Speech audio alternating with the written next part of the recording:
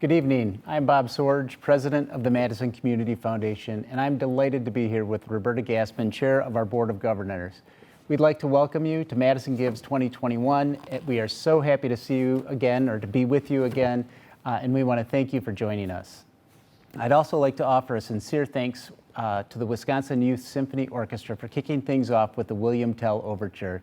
It is such a great way to begin the program and really captures how many of us feel as we come out of the pandemic. WISO has served over 5,000 students since it was founded in 1966. We're proud to steward their endowment at the Community Foundation, and we want to thank them again for just a terrific performance. It's been 2 years since we gathered to celebrate generosity, so tonight's event is extra special for us. You should have received the Community Foundation's 2020 annual report in the mail. It looks like this.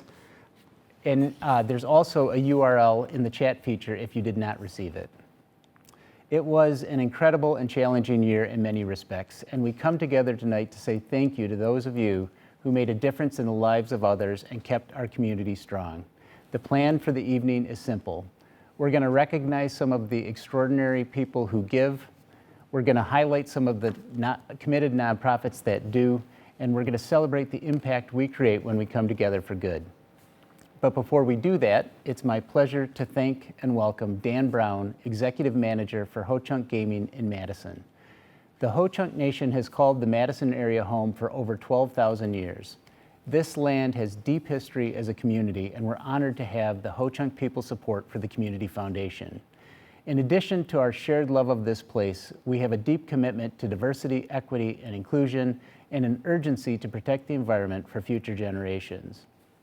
The Ho-Chunk Nation established an endowment with the Community Foundation 20 years ago, in 2001, and Ho-Chunk Gaming Madison generously sponsored tonight's event.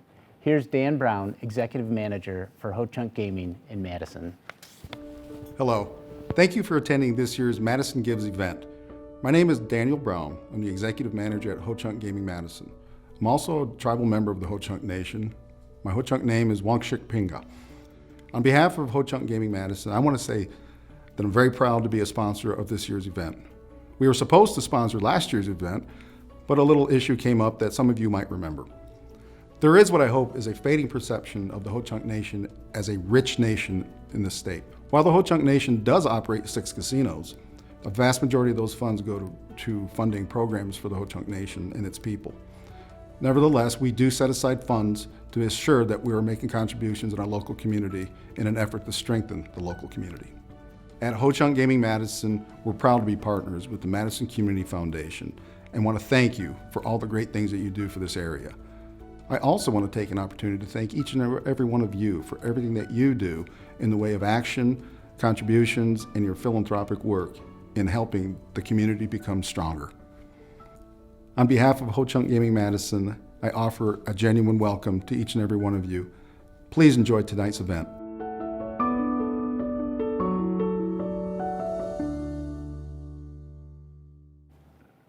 Thank you, Dan and Ho-Chunk Gaming Madison, for your support. And thank you, Bob, for all you do running one of the best community foundations in the country. I'm Roberta Gassman, proud chair of the Madison Community Foundation Board of Governors. I'm so happy to have been on this board for 8 years. I'm very glad with my husband, Lester Pines, that we are Madison Community Foundation fund holders and that we're Legacy Society members. Now, I want to take a few minutes to reflect on our past extraordinary year. At the Community Foundation, we worked to do what we always do: enhance our common good, create a vibrant community, and achieve equity for all. Together with partners, and especially our donors, we rose to do this within the challenging demands of COVID, especially on the most vulnerable. With $72 million in generous contributions, we've been able to help donors support the causes and organizations they care about now and into the future. We welcomed 43 new funds, adding to the 1,200 we already held, and we added 12 new members to our over 250 member Legacy Society. We are so honored by the trust you place in your community foundation. Now again, we practiced sound investment stewardship this year. If you look at return on investments, we are top tier. Our goal is to be at the top 25% of our peer community foundations across the country. Our excellent news is we've performed in the top 11% of peer community foundations over the last 5 years. This past year, given COVID, we made some of the most impactful grants in our history. Together with Fundholders, we distributed $29 million into our community and beyond. Some of the grants I'm most proud of, especially now, include these few, and you'll see a bit about them on the slides in front of you.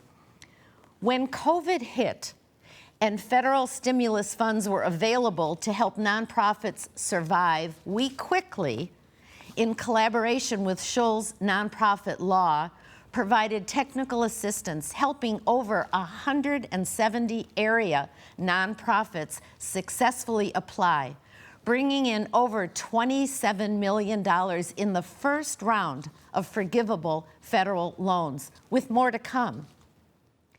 When schools suddenly closed and went fully online, leaving many parents, grandparents, caregivers without Wi-Fi or the skills to support home learning, we made two very important $50,000 grants.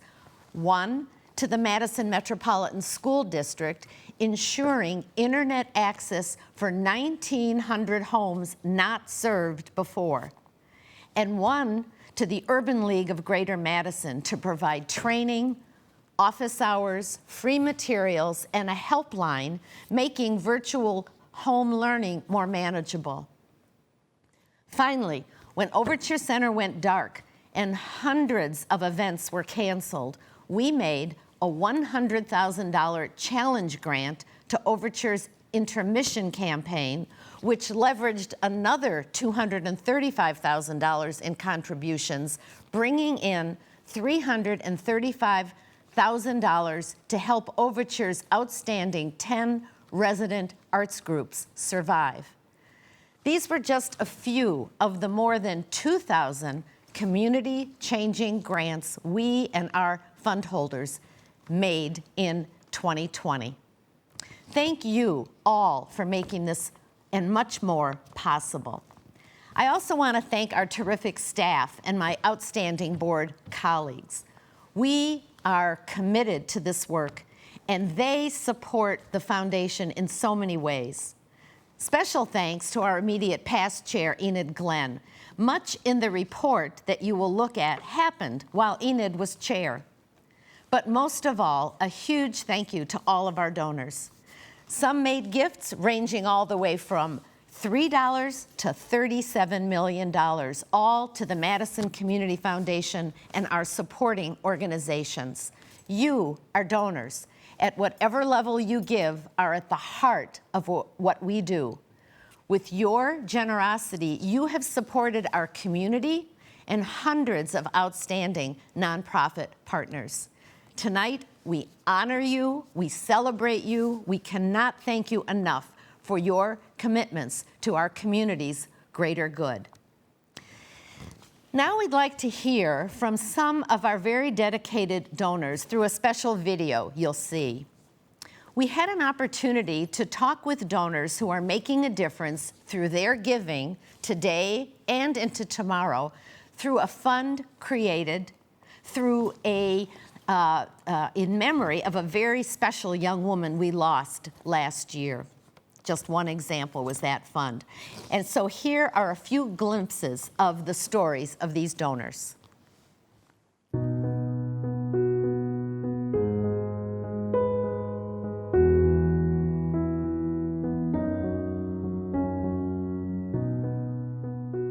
I've been painting all my life since undergraduate school and still painting, more than ever now that I'm retired. My training was in art history. I started doing mosaic working and things like that. My strokes impacted my ability. It really started with reading about herbalism, and that all connected with founding the business for body care things and the part that plants played. It was just a seed ready to sprout. But it dawned on me, on both of us that, all day long we're waiting on the public, and the public is giving us, their attention and buying things, and it's community, and it seems axiomatic to give something back. How could you not? So we seldom refused anyone. And the groups grew, and the number of groups grew, and we did too.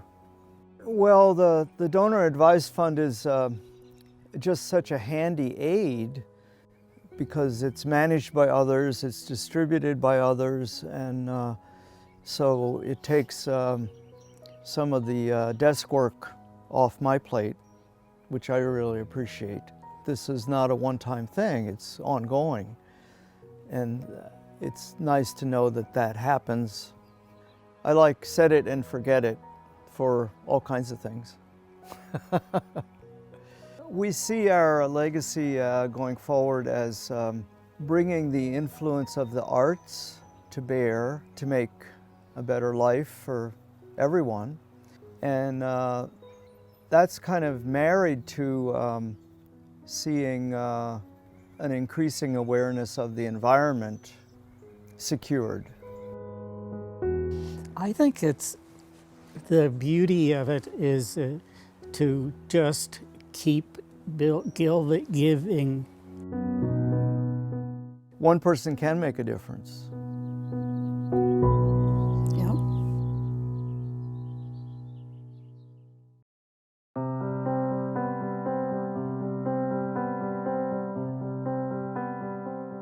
My name's Elias Soba. I'm Bella's little brother. My name is Ellen Lund. I met Bella in the 6th grade at Senate Middle School. She was kind of just like the spark in the room that you kind of just were always aware of, even if she wasn't trying to be. And she just kind of made everyone around her just feel a little bit more free, a little bit more happy, a little bit more just themselves. Bella was incredible in a lot of ways, like the most loyal friend you could ask for, hilarious, so smart, and very, very witty. Bella was very passionate about racial equity and justice, disability rights. She was a huge supporter of all her queer friends, like myself and some of our other friends. Within that realm of social justice, one of her biggest passions was helping juveniles who might be susceptible to the school to prison pipeline. So she worked in the neighborhood law office for a few summers. Her first job out of law school in the district attorney's office was actually working with juveniles, and her internship before that. So she really wanted to find ways to just make that system better so that people from all walks of life had a fair shake at life and make sure that the system didn't get in their way. She also served on the Disabilities Council here in Madison, so looking for ways to make the community more inclusive. Obviously, she had a disability throughout her life, and obviously she would be able to spot all the differences in different buildings that might not be as inclusive as they should be. So she used her voice to kind of better that. What it means to me that there is a Bella Soba Memorial Fund for Social Justice is that her legacy will continue, and her legacy is caring for other people, overtly, letting people know that they are seen, that they are heard, that there is someone in their corner who is going to take care of them. The Bella Soba Social Justice Memorial Fund is really just one of the ways that we hope to, as a family and as a community, carry on her legacy, and hopefully impact people in our community who are trying to make change and trying to improve our community and better the people around them, and just strive to fulfill some of the things that she was fulfilling and some of the work that she was getting done. We kind of want to see that through, and we hope that through that fund and through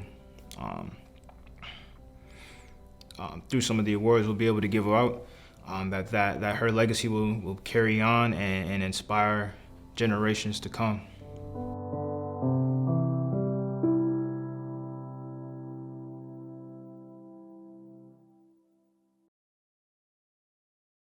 As a board member at the Madison Community Foundation, I'd like to thank Chuck and Chuck and thank Elias for their action, their generosity, and their tremendous inspiration in creating these funds on behalf of our community. I'm Ann Lucky. I'm a Fundholder and a Legacy Society member. My giving particularly supports the Community Impact Fund, which meets the most pressing priorities in the community today and for generations to come. Well, we are the Communities Foundation, and there's a place for everyone here. If you want to give $5 to support the environment or another cause that you care about, we can work with you. If you'd like to establish your own fund to direct to certain causes right now, or if you want to create a fund through your estate to permanently support certain areas, we can work with you at the Madison Community Foundation.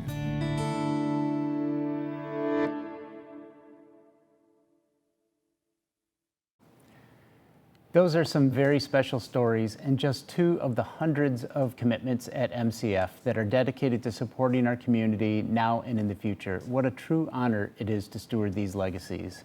I'd like to thank Ann Lucky for her leadership of the Community Foundation's Donor Engagement Committee and our donors for sharing their inspiring stories. Each year I acknowledge what a joy it is to work for the Community Foundation. Every staff member would say the same thing, and board members would tell you how honored they are to serve. That's because we get to work with people at their best when they're expressing themselves through generosity. It can also be challenging work as we try to stay current on the changing landscape of nonprofits in Dane County, as we connect donors to the nonprofits that best meet both their needs and interests, and as we create meaningful impact with the resources that donors entrust to us. 2020 was certainly an unusual year. Roberta shared a few ways we leveraged our grant making to create impact, and here's a closer look at another example of how we made a difference together with you. And I'm Jack Daniels, president of Madison College. I also serve on the board of the Madison Community Foundation. The Community Impact Fund is probably the most important fund that we have within MCF. Donors really rely on us to be able to distribute their funds to those communities in need. Because of the pandemic, we had to take a different approach to our funding for that coming year. We focused on issues that related to the pandemic, but we also can't lose sight of the fact that we had social unrest. This pandemic affected us from an economic standpoint. And when we think about that, many folks lost their jobs. But there are also those many folks out there pre-pandemic who had difficulty in terms of food insecurities, and how do we meet and help those individuals through this type of process and through this type of situation we were in. So recognizing that need and to make sure that pantries remained open, we provided funding so that they can get the food to those individuals who are in huge need of it. They partnered together to provide the types of funding necessary to maintain the food banks and their ability to operate, especially when they're doing it outdoors and you've got folks coming in for pickup. They could not have continued without that funding.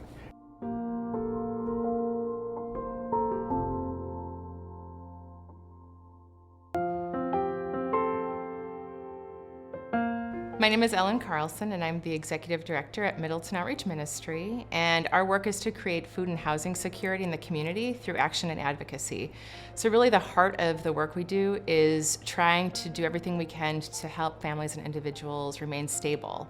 One of the main things that people know us for is our food pantry. We have one of the largest food pantries in Dane County. Before the pandemic, people could come in and really shop the food pantry like a grocery store. It's always been very important to us that people have as much choice as possible. You know, people have different dietary needs, they have different preferences, and there's a dignity to being able to pick out the food that you want and your family needs. Once the pandemic hit, we knew that being able to get food out safely to people was going to be a challenge all on its own. And so at the beginning, we were really just boxing up food and getting it into people's cars. We could see how the pandemic was going to stretch longer and longer, and that loss of choice was really detrimental to people in our community.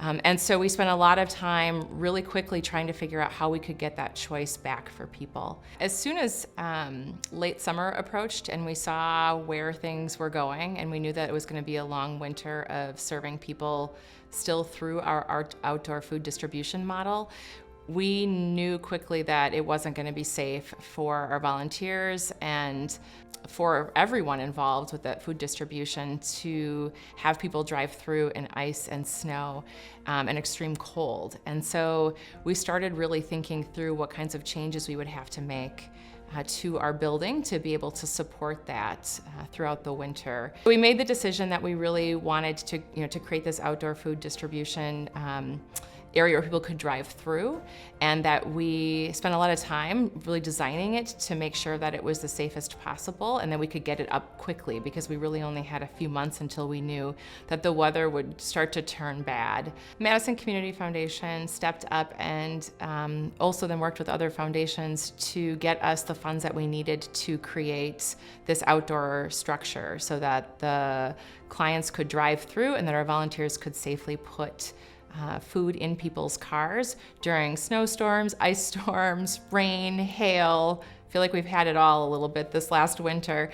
We were able to put up some heating sources so that our volunteers who were outside for our entire food distributions, even in those negative 10, 20 degree days that we had, could stay warm and safe during that process. The financial support was such a beautiful and surprising gift. Feeling the support of the people in the community and of the foundation and everyone that the foundation works with just gave us the boost we needed to say, yeah, we can do this winter.